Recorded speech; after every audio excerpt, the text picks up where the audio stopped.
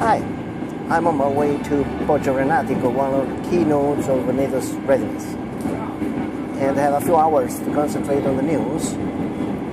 So actually I was just reading what the NATO Secretary General said in Paris about the upcoming NATO Summit. So this journey is for me sort of a journey towards the World Summit. Here's what the Secretary General said in Paris.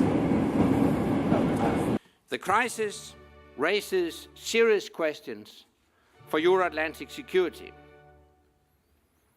Now is the time for the right answers.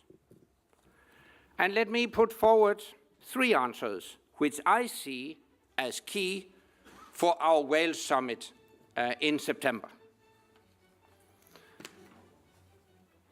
We must prepare a readiness action plan. We must reinvest in our defense. And we must reinforce the transatlantic bond. Newer challenges such as terrorism, failed states, cyber and missile attacks.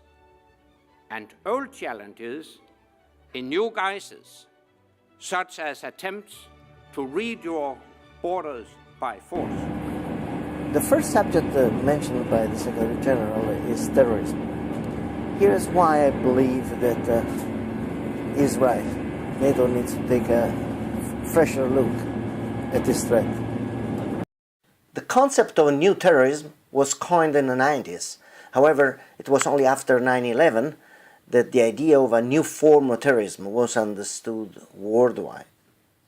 One of the differences between old and new terrorism is in their form of organization. While traditional groups had a hierarchical structure, new groups have the structure of a loose network. Considering that terrorism can also be a hidden weapon to be used or manipulated by states, all this makes terrorism the worst asymmetric threat for a military organization.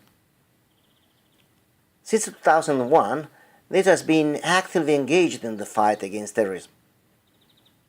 And NATO engaged in a number of initiatives, political, operational, conceptual, military, technological and scientific, to address this issue. In terms of practical contribution, Operation Active Endeavour is a vivid example of NATO's enduring commitment to fight terrorism. It is a maritime surveillance operation led by NATO's naval forces to detect, deter, and protect against terrorist activity in the Mediterranean. Actually, it is the only NATO counterterrorism operation currently still in progress. NATO also provides assistance in promoting the security of major public events that might attract the interest of terrorists, like Olympic Games. And so the Alliance is prepared to deploy capabilities such as the Airborne Warning and Control System, the AWACS aircraft, or, as it happened during the Athens Olympics, elements of the multinational chemical, biological, radiological, and nuclear defense battalion. At the Chicago Summit, NATO endorsed the new policy guidelines on counterterrorism, which focused on improved awareness and capabilities and enhanced engagement with partner countries and other international actors. This shows the pattern that needs to be continued. So, what can NATO do better?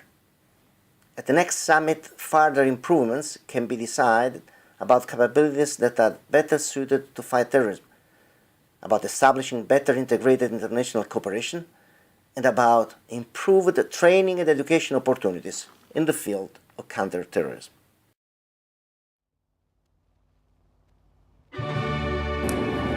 Well, that's all for now, but the journey to Wales continues.